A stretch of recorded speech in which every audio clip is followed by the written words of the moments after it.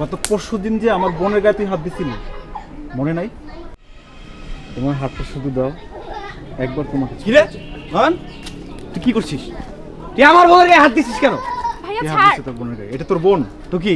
আচ্ছা, গত পরশুদিন যে আমার বোনের গায়ে তুই হাত দিছিলি, মনে নাই? মনে আছে? ওটা তো আমারই বোন ছিল। তখন বন্ধুর বোনের কথা মনে ছিল না, তাই না? তোমার এটা ভাই না? শোনো, আমি তোমার সাথে এটা ইচ্ছে করেই করেছি। কেন করেছি জানো?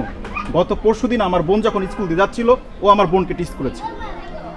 ছি ভাইয়া ছি, তুই আরেকজনের বোনকে ডিস্টার্ব করিস আর তোর বোনকে মানুষ ডিস্টার্ব করবে না, এটা হতে পারে?